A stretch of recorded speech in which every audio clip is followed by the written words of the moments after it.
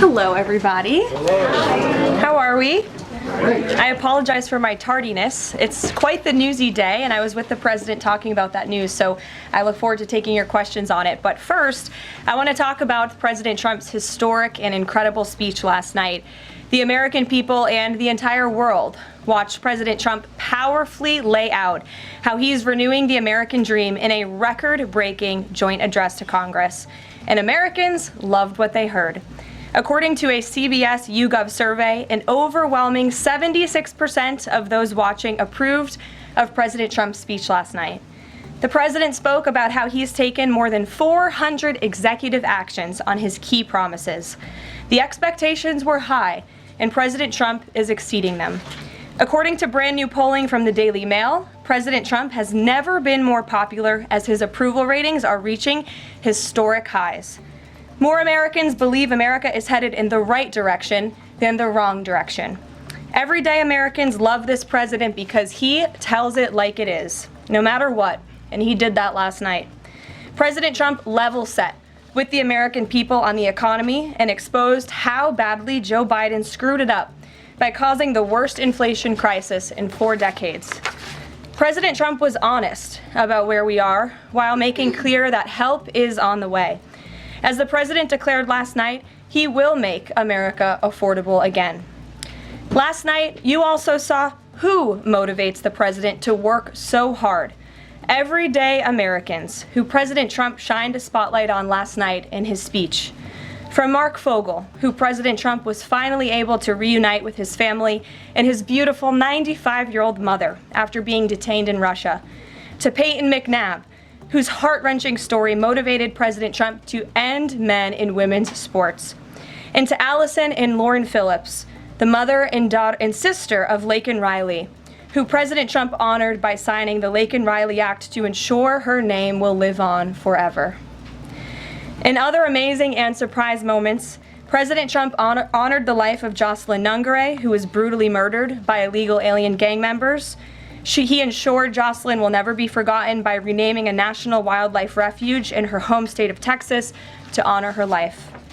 And in one of the greatest surprise moments of the night, DJ Daniel, an incredible 13-year-old boy who is beating brain cancer, saw his dreams fulfilled by President Trump when he was made an honorary Secret Service agent. And finally, after nearly 4 years, President Trump delivered justice for the families of the 13 American heroes who were killed at Abbey Gate in the Biden-botched Afghanistan withdrawal, which was one of the worst humiliations in the history of our country. President Trump announced that we have detained Mohammed Sharifullah, the monster who was responsible for that horrific attack, and he was delivered to Dulles Airfield earlier this morning. On his first day in office, President Trump's national security team across the federal government prioritized intelligence gathering to locate this evil individual. President Trump's team shared intelligence with regional partners such as Pakistan, who helped identify this monster in the borderland area late last month. Mohammed confessed to his crimes related to Abbey Gate and other attacks in Russia and Iran as well to the Pakistanis. And U.S. law enforcement officers traveled to Pakistan over the weekend, where he again confessed his crimes to the FBI. As President Trump said last night, this killer will now face the swift sword of American justice for these atrocities right here on United States soil. Joe Biden was responsible for this botched withdrawal, and he had 3 years to find this evil terrorist, and he didn't even try to get the job done. But President Trump campaigned on behalf of and grew very close to the Gold Star families. He promised them accountability, and last night, he kept his promise. He spoke to those Gold Star families yesterday, ahead of his speech, in an incredibly heartwarming call to share this incredible news. And as President Trump asked in his speech last night, how could anyone possibly be opposed to any of this action that he is taking? Well, apparently, the modern-day Democrat Party could. The behavior of Democrats last night was completely disgraceful and demonstrated how severely out of touch they are with the American public. It was the most shameful moment in the history of presidential addresses in that beautiful chamber. In what was supposed to be a unifying moment for our country, Democrat members of Congress instead screamed at the President of the United States, who was just overwhelmingly reelected by their constituents, walked out of the chamber, and worst of all, they disrespected the American people. Democrats didn't stand to keep men out of women's sports. They couldn't even clap for a girl who got her head smashed in by a man on a volleyball court. Democrats didn't stand for an innocent and beautiful child who is surviving brain cancer. They opposed eliminating taxes on tips and Social Security. They didn't stand in favor of cutting taxes for hardworking Americans. They couldn't even clap for two mothers whose daughters were killed by illegal aliens. One of the only things that could get Democrats off their feet last night was cheering for Ukraine, not for America. Last night was a very clarifying moment for our country. The Democrats exposed themselves as the party of insanity and hate, the party that wants to put America last. They've allowed their Trump derangement syndrome to stop them from celebrating America and our people, and we will not allow them to forget that. And it's not just the Democrat Party. The mainstream media still doesn't get it. Last night, MSNBC's Nicole Wallace disgustingly looped in a 13-year-old boy with brain cancer into an attack on the president over January 6th. And CNN's first chyron out of the speech called it divisive. President Trump wasn't divisive. The Democrats were. And CNN was proven wrong by their own viewers, 69% of whom, in a post-speech poll, said they had a positive reaction to the president's speech. It's sad and frankly pathetic that Democrats and liberals in the legacy media continue to allow their hatred for the president to override their love for our country. But nevertheless, the president will continue to unify this nation through policies that are grounded in common sense and that uplift all Americans. We have an individual in our new media seat today, Mary Margaret Olahan, who is the Daily Wire's first ever White House correspondent. Congratulations, Mary Margaret. The Daily Wire was founded 10 years ago by Ben Shapiro. The Daily Wire now has over 1 million paid subscribers, a monthly network reach of 138 million, and has evolved into a leading conservative multimedia giant. They are now the 5th largest podcast network in the world and home to some of the top-ranked shows. With that, I will take your questions, and Mary Margaret, why don't you kick us off? Thank you so much, Caroline. It's great to be here. Thanks. So I had 2 questions, if that's okay. The first Sure. on last night and the second on Maine.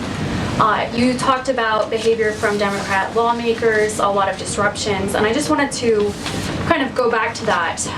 We saw Democrat lawmakers not stand for Laken Riley, for Peyton McNabb, for the son of a slain police officer and 13-year-old cancer survivor. What are the optics of that nationally, just in terms of not just the people who were in the room last night, but across the nation? And also, was President Trump expecting this type of behavior when he was crafting his speech? So I gave a quote to one of the media outlets in this room yesterday that Democrats behaving like children would be the least surprising thing of the night. And unfortunately, that quote did turn out to be true. I think the president and everyone, frankly, was surprised by the Democrats refusing to stand for not the president's policies, because frankly, we expected that, but for the everyday Americans who President Trump was shining a light on their stories. Mark Fogel, for instance, an American school teacher who was detained by the Russians. President Trump freed him. If Joe Biden had done that, they all would have been on their feet, but because of it what came from President Trump, they weren't. So we think it's very sad, but we're very proud of the president today, and the American people are the people that this president cares about most, and the reviews are in, and everybody loved his speech. Thank you. And then on Maine, we know that the governor of Maine has really pushed back against the president's executive order saying that boys should not be in girls' sports. I spoke with a lawmaker from Maine this morning who told me she'd been censured by state lawmakers for calling a man and speaking up on this. What is the next move for the White House in this battle to protect the integrity of women's sports? Yeah, well, the Department of Education has sued the state of Maine. As you know, there's ongoing litigation. The president has made a commitment to ensure that states are being held accountable if they continue to allow men in women's sports, which he believes is an egregious violation of taxpayer dollars. And so that fight continues, and the president won't back down. Again, this is a common sense policy. 80% of the American people, including more than 60% of Democrats, do not want men in women's sports. So the president will stand by this commitment. Thank you. Gabe, good to see you in here. Good to see you, Caroline. A couple questions. One, can you confirm that the president held talks with the big three automakers today, speaking about potentially delaying tariffs? I can confirm, and I'm glad that you asked because the president sent me out here with a statement directly from him on this. I saw it was reported earlier today by Bloomberg News, and he wanted me to share this with all of you. We spoke with the big three auto dealers. We are going to give a 1-month exemption on any autos coming through USMCA. Reciprocal tariffs will still go into effect on April 2nd, but at the request of the companies associated with USMCA, the president is giving them an exemption for 1 month so they are not at an economic disadvantage. So the three companies that he spoke to are Stellantis, Ford, and General Motors. They requested the call, they made the ask, and the president is happy to do it. It's a 1-month exemption. And the president just posted on social media that he had spoken with Prime Minister Trudeau. He says he's not satisfied with what the Prime Minister has said when it comes to fentanyl, but less than 1%, as you know, less than 1% of the fentanyl seized last year was in the northern border. What else does Canada need to do?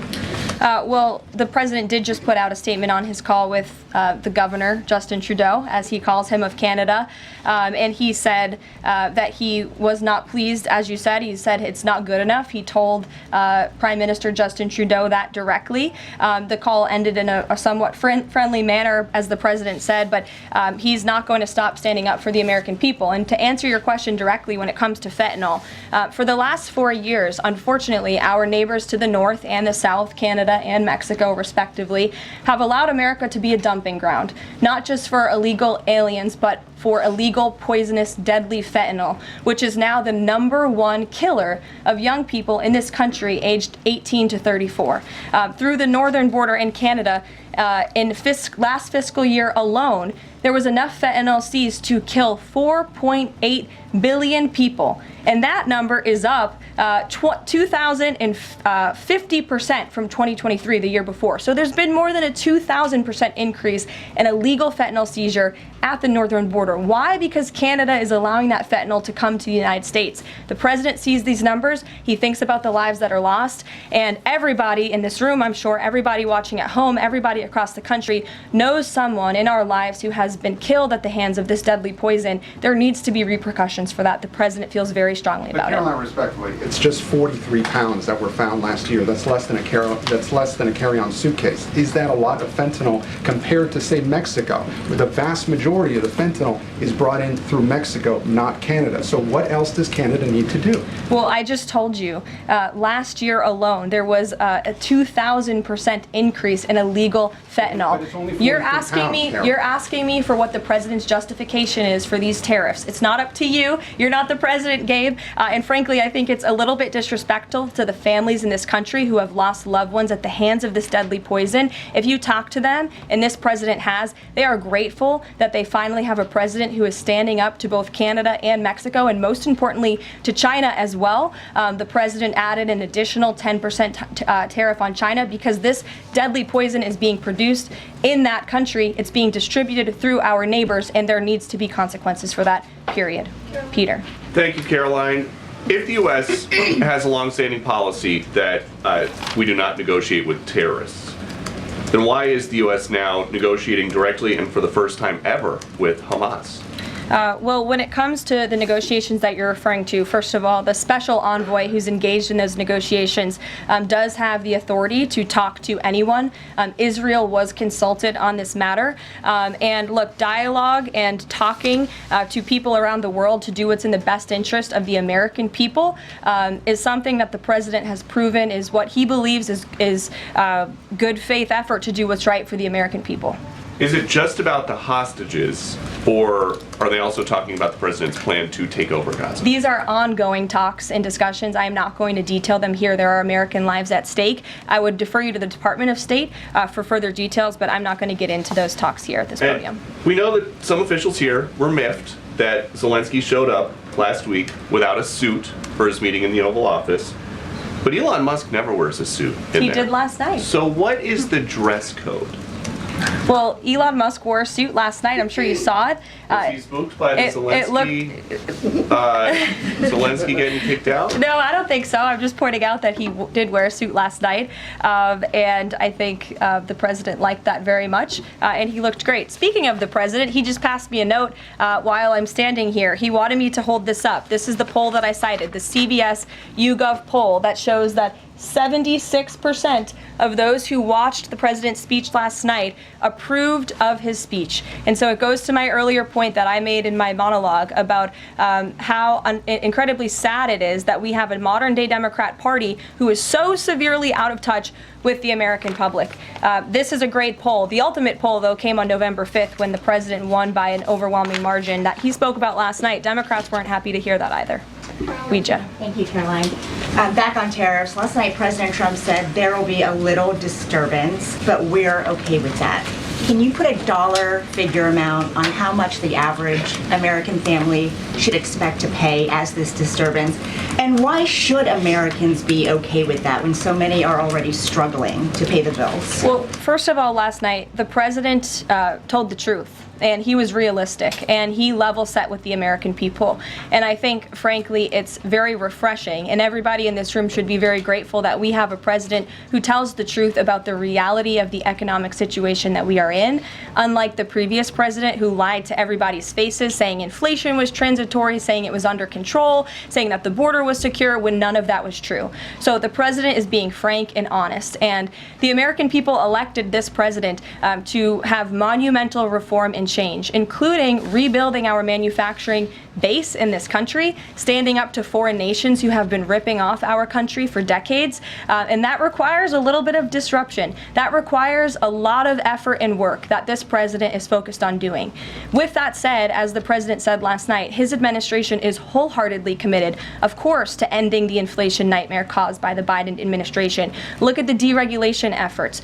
Look at the president's push last night in his speech for Congress to pass tax cuts, to end taxes on Social Security and overtime pay for hardworking Americans, end taxes on tips. We need Congress to get that done because that's going to put more money back into the pockets of the American people. And I didn't even mention energy. Look at the president's approach and focus on unleashing the might of our energy industry. We know that's the #1 driver of inflation. He's been slashing back a lot of the burdensome regulation from the previous administration to unleash our energy industry here at home, which will drive down costs. He said he is committed to making America affordable again. He did it in his first term, and Americans can trust him to do it again. President Trump Sure. has made clear, Caroline, that he loves tariffs, but the stock market does not. How does he factor that into his decision making?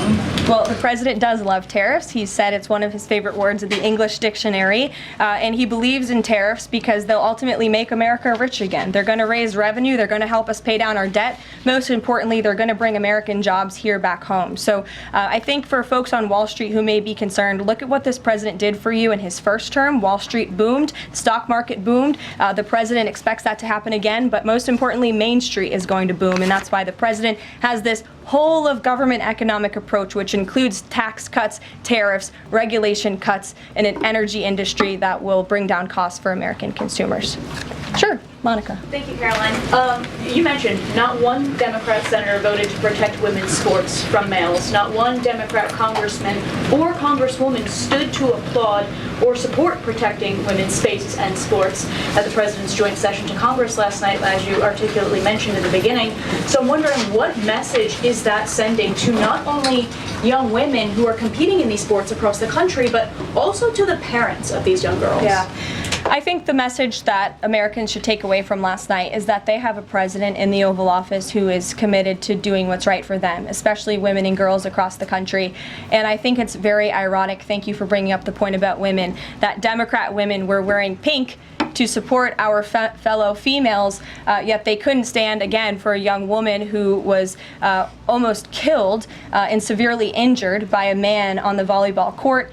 They couldn't stand for the mothers of two beautiful young women whose lives were taken tragically at the hands of illegal people. So you can't say you're the party of women and then support men and women's sports and not stand up for basic law and order and immigration reform that will protect women in this country. That's what President Trump is doing. He's the president for women.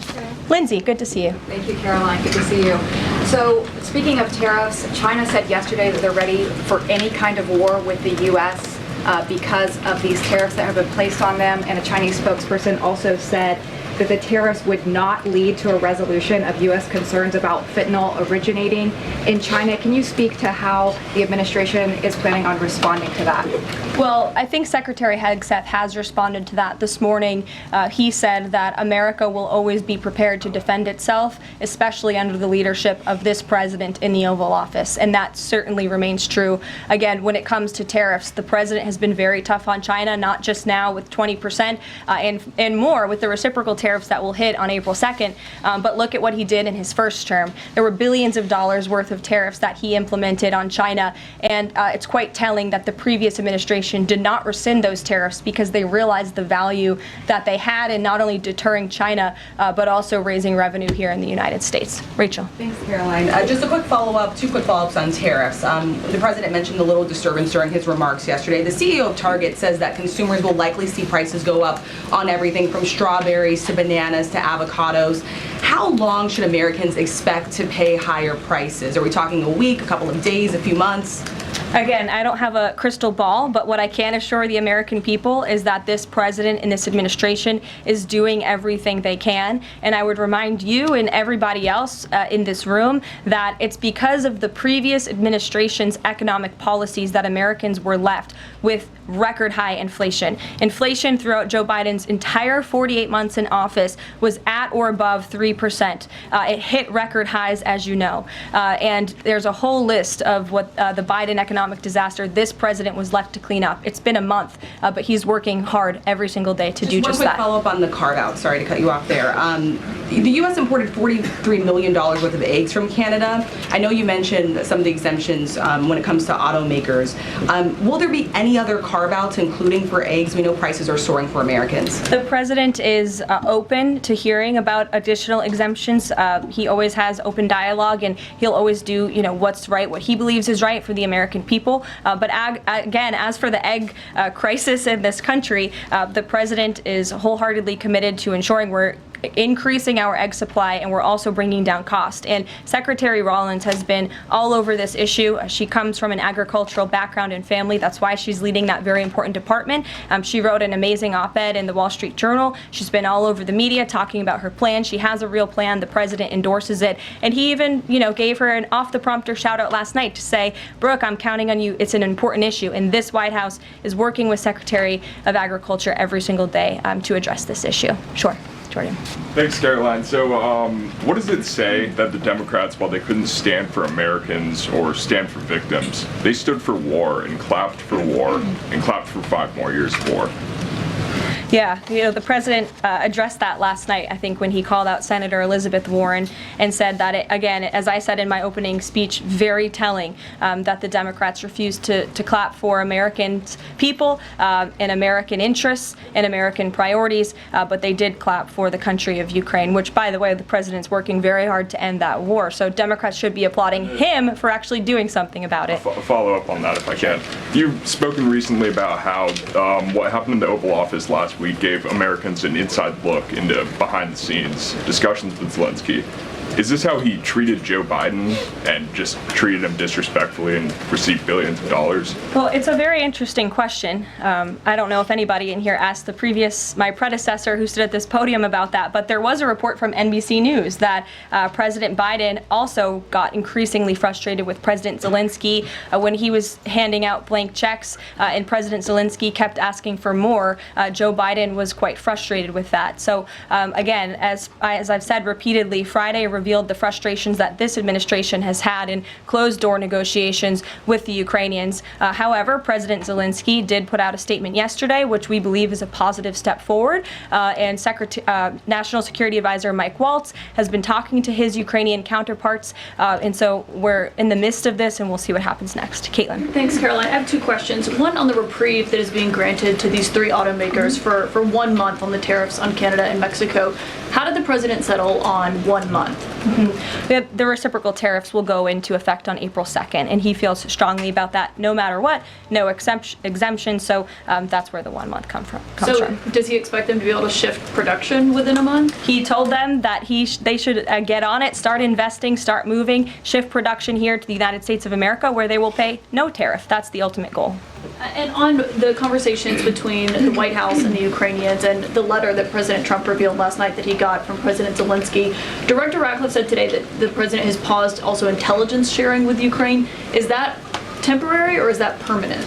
I believe what the National Security Council told me in regards to that was that they paused or they are reconsidering the funding for Ukraine, as you saw, the pause on the funding. As for intelligence matters, I would refer you to either the National Security Council or the CIA as well. But they're considering lifting or reinstating the military aid going to Ukraine, which they paused this Again, week. it's a pause for a review. Follow up on that. Sure. The president read parts of the letter that he received last night from President Zelensky. Can you give us a sense of when President Trump now plans to sign that minerals deal after receiving that letter? Those talks are happening as we speak. I just saw the National Security Advisor. He's working very hard on it. I believe he was going into the Oval Office to give the president an update on where this stands. But again, the president is committed to a peace deal. He wants to see this war end. And I think that President Zelensky's message, which he also shared on X as well, is a positive sign in the right direction. The president also said that the United States was reclaiming the Panama Canal. The president of Panama this morning, or at some point today, said that President Trump was lying.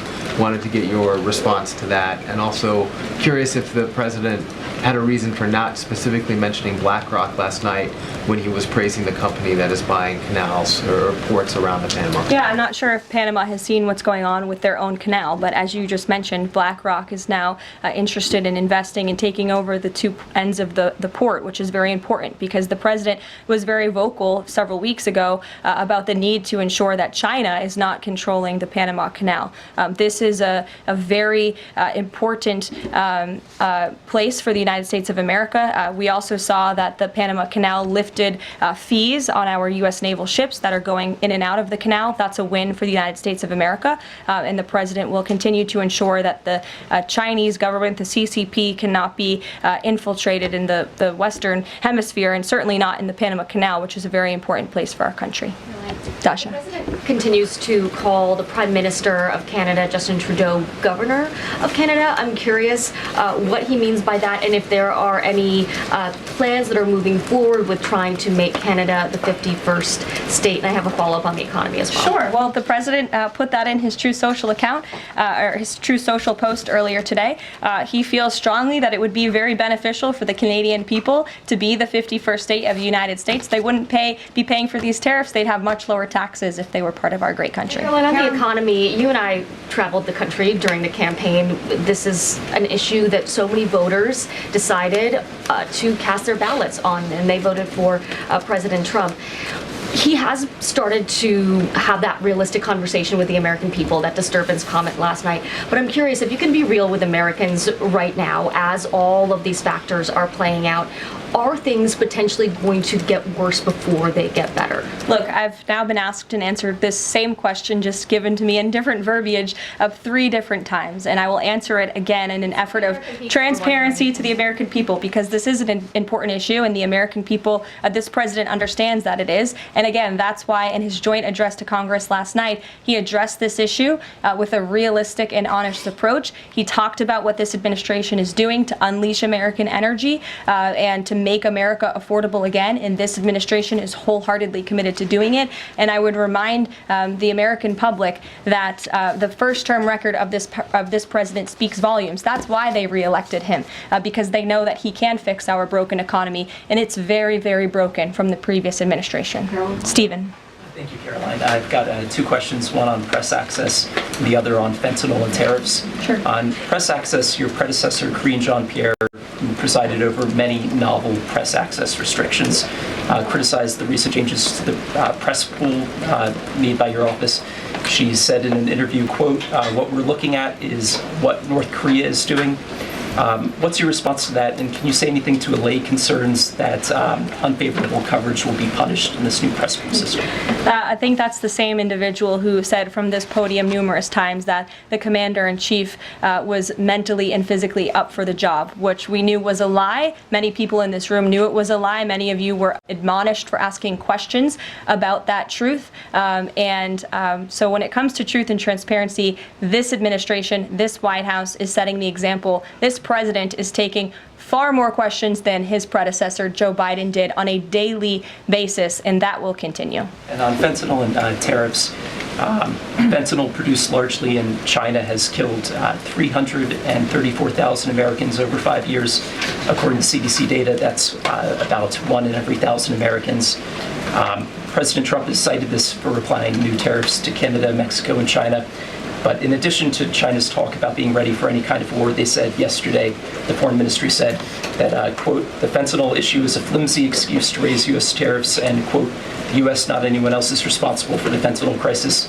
So what's the response to China that the talk of fentanyl is just an excuse for tariffs, and what does that say about the resolution? Well, of course, the country that is getting very rich off of distributing this deadly poison to American citizens is going to say that. Again, the president knows where the American people stand on this issue. Fentanyl overdoses. Dasha brought up all of us campaigning all across the country. They talked about inflation. They also talked about the border, the illegal immigrants that we're pouring through, but also these deadly drugs. And again, the president keeps in mind those families every single day when he is making these tough decisions. But it's a necessary decision, and he's no longer going to allow the United States of America to be a dumping ground for illegal immigrants and for illegal drugs that are killing our nation's people. This is the #1 leading cause of death in our country, and there needs to be action taken to ensure that that cannot continue. Thank you very much, guys. We'll see you later. Thanks, Caroline. Do we know what auto brands are actually exempt? So,